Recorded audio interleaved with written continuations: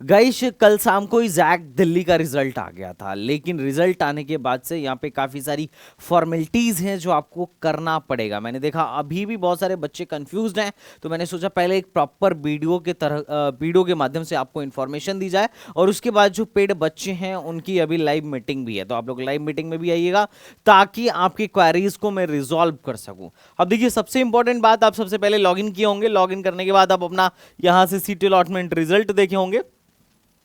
Seat allotment result जो है आप अपना जाइए और देखिए कि आपको कौन सा सीट अलॉट हुआ है। फर्स्ट लुक एट दिस की कौन सा सीट अलॉट हुआ है। तो जैसे ही अपना स्टूडेंट है और इसको दिल्ली टेक्निकल यूनिवर्सिटी में सीएससी अलॉट हो गया है।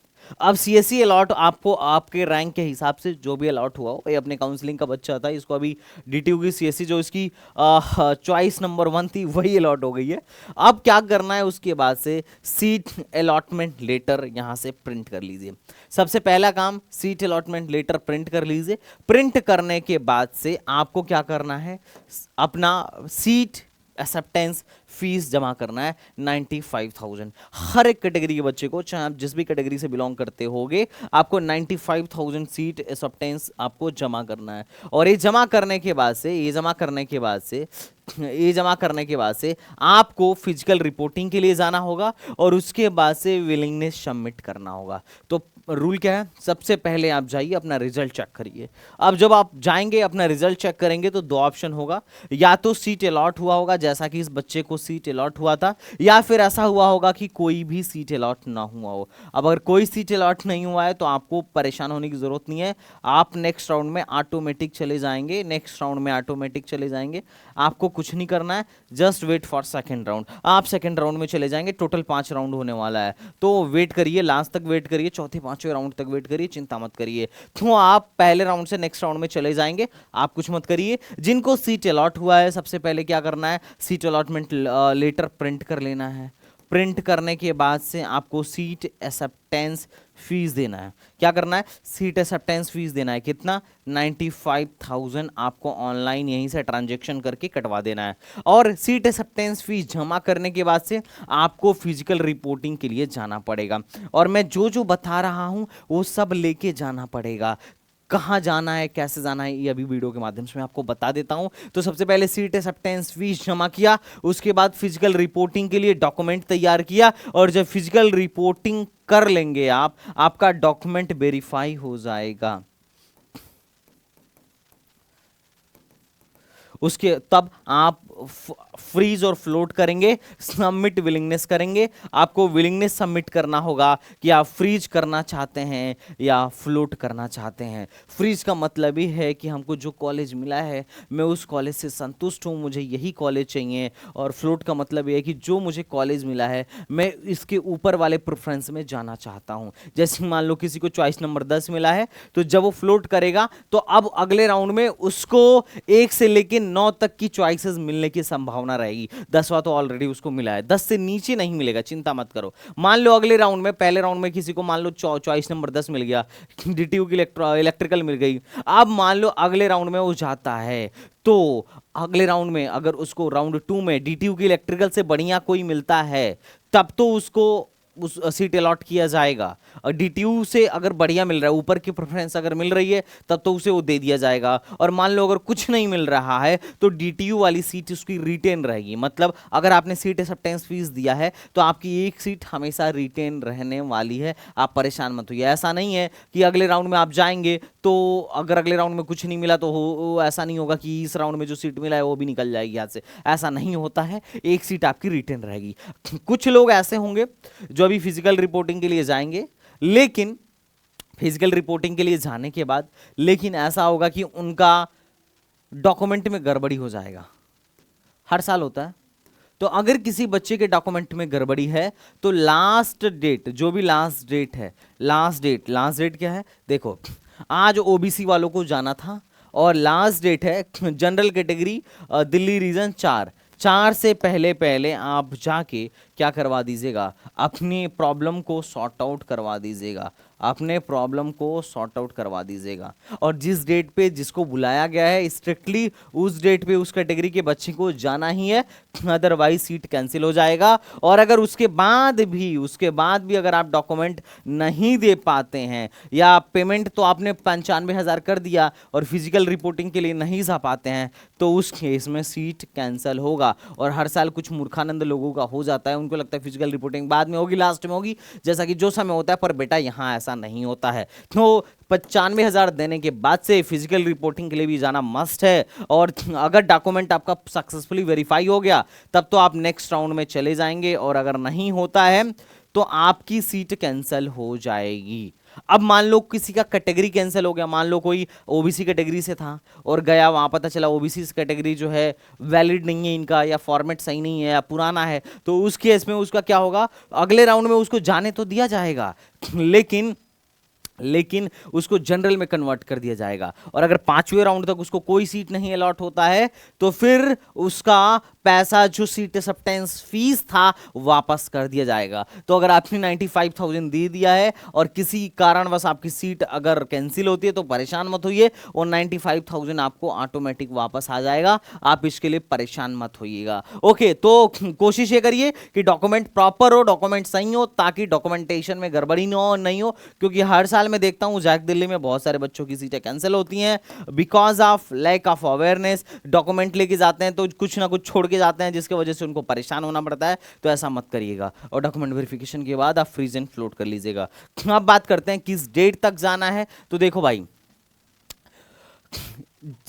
ओबीसी वालों को 28 तारीख तक जाना है, एससी एसटी को 29 को जाना है, और EWS SC ST Kashmiri migrant PWD को 1 को जाना है, और आउटसाइड दिल्ली रीजन आल कैटेगरी को 2 को जाना है, और दिल्ली रीजन जनरल कैटेगरी को 3 को जाना है, Delhi region with JEE main 4 को जाना है। तो मतलब दिल्ली रीजन जनरल कैटेगरी का जिनका जेईई मेन में रैंक 20,000 से ज्यादा है उनको 4 को जाना है, और जिनकी 20,000 से कम है उनको 3 को जाना है जनरल कैंडिडेट को। ये बात ध्यान रखिएगा because this is very important. आप अपने शेड्यूल के अकॉर्डिंग ही जाएंगे। कहां पर जाएंगे, तो जो भी इंस्टीट्यूट आपका अलॉट हुआ है उसी रिस्पेक्टिव इंस्टीट्यूट में जाएंगे और इस बिल्डिंग में जाएंगे। सबका यहाँ पे एड्रेस लिखा हुआ है। अब आप अपने कॉलेज के उस बिल्डिंग में जाइए, अपना डॉक्यूमेंट वेरिफिकेशन कराइए। डेली 3 बजे तक होता है, वहां पे आराम से माइक वाइक लेके वो लोग बैठे रहते हैं। बहुत सारे बच्चे जा रहे होंगे तो चिंता मत करिए, आप फटाफट घर से निकलिए। लेके क्या क्या जाना है ये इंपॉर्टेंट है, क्योंकि कई बार बच्चा आधा अधूरा सामान लेके जाता है और हर बार उसका नुकसान होता ही होता है। पहला, जो सीट एक्सेप्टेंस फीस जमा कर रहे हो 95,000, पहले तो तुम्हारे पास इसकी रिसिप्ट होनी चाहिए कि हाँ साहब हमने जमा कर दिया है, पहली चीज। उसके बाद online created registration form duly signed by guardian या पेरेंट्स ऑफ द कैंडिडेट। जो रजिस्ट्रेशन फॉर्म था जो पेरेंट्स से साइन करवा के लेके जाना है।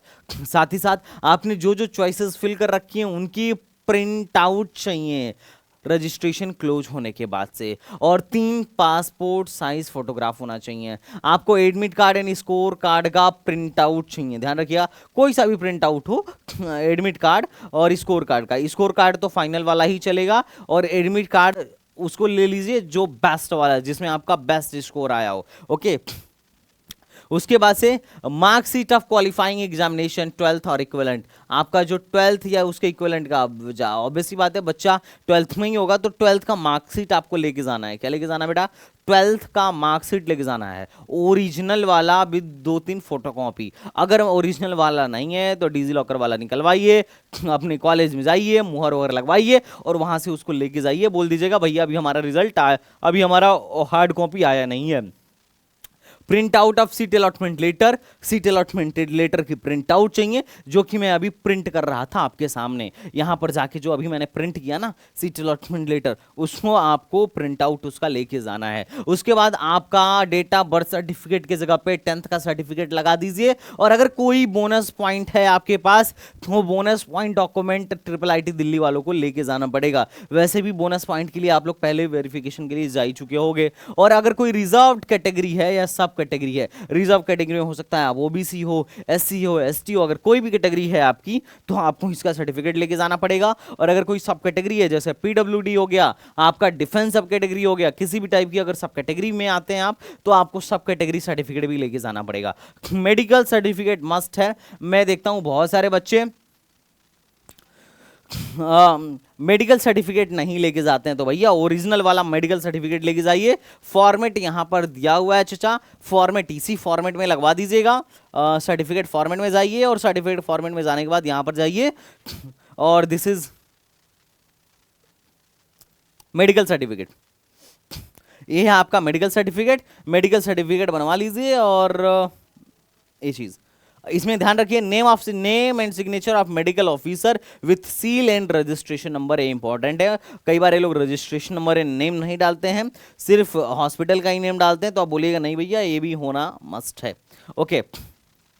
और जो पीडब्ल्यूडी सब कैटेगरी वाले हैं वो अपना डॉक्यूमेंट लेके जाएंगे, और जो डिफेंस कैटेगरी वाले हैं वो तो ऑलरेडी वेरीफाई करवाए होंगे। और 6 और पीरियोडिक नंबर 6 और ऑनवर्ड वालों का तो वेरिफिकेशन नहीं रहता है, मतलब पहले से वेरीफाइड नहीं है, तो उनको अभी सारा अपना ओरिजिनल डॉक्यूमेंट वगैरह लेके जाना पड़ेगा वेरिफिकेशन के लिए। अब बात करते हैं इनकी रिफंड पॉलिसी क्या है, क्योंकि ना हर बार बच्चा यहाँ जाके फंसता है। जो समय ये बड़ी समस्या है, सॉरी जैक चंडीगढ़ में, जैक दिल्ली में एक बड़ी समस्या है फिजिकल वेरिफिकेशन वाली। देखो फिजिकल वेरिफिकेशन वाली, सॉरी रिफंड पॉलिसी वाली, इनकी टोटल जो होती है 5 राउंड होती है, समझना। इनका टोटल 5 राउंड होता है। 5 राउंड होने के बाद से एक इंटरनल स्लाइडिंग होता है, उसके बाद स्पॉट राउंड होता है। अब देखो स्पॉट में टॉप के कॉलेजेस में डीटीयू वगैरह में सीएससी वगैरह ईसी वगैरह बचता नहीं है, ये भी बात फैक्ट है, लेकिन नीचे की ब्रांचेस बचती हैं और लाखों रैंक तक एडमिशन हो सकते हैं। अब मैं अगर तुम्हें बात करूं कि रिफंड पॉलिसी इनकी है, तो ये लोग बोलते हैं कि देखिए 5वें राउंड का रिजल्ट आने से पहले पहले मोटा मोटी आप 19 जुलाई तक विड्रॉल मार लीजिए, आपको पूरा पैसा वापस कर देंगे।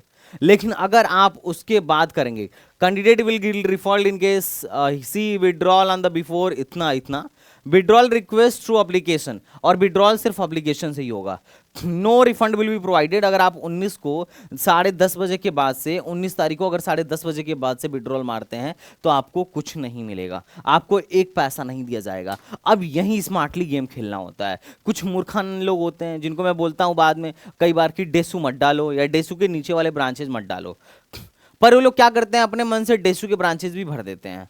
कई लोग हैं, कई मूर्खानंद लोग हैं, अब उनको डेसू में टूल इंजीनियरिंग और बहुत सारे नीचे के ब्रांचेज पहले ही राउंड में मिल जाता है। अब जब पहले ही राउंड में मिल जाता है ना, तो उनको क्या होता है, उनको 95,000 जमा करना पड़ता है। जब वो चौथे राउंड में जाते हैं, मान लो अभी 5वें राउंड का रिजल्ट आना है, वो चौथे में जाते हैं, उनको चुल मच जाती है कि संदीप भैया क्या करें, अपग्रेड होगा कि नहीं होगा, होगा कि नहीं होगा। अब उनका सांस अटका होता है। क्यों सांस अटका होता है? क्योंकि हो सकता था कि अभी डेसू में इनको टूल मिला है या डेसू में कोई नीचे का ब्रांच मिला है, हो सकता है 5वें राउंड में उनको आईजीडी2 मिल जाता या कोई अच्छा ब्रांच मिल जाता या कोई अच्छा कॉलेज मिल जाता। लेकिन ये भी डर है कि अगर नहीं मिलेगा 5वें राउंड में तो फिर 95,000 चला गया, क्योंकि डेसू में तो उनको लेना नहीं था, बस वैसे ही अपने मन से डाल दिए थे। तो अब क्या समस्या है कि इनको 5वां राउंड देखने का भी मन कर रहा है और ये भी चाह रहे हैं कि यार पैसा भी ना जाए, लेकिन यहां वो फंस जाते हैं। क्योंकि अगर ये 5वें राउंड देखेंगे और इनकी लक ऐसा खराब हुआ कि 5वें राउंड में इनको कुछ नहीं मिला, तो फिर इनका 95,000 बूम।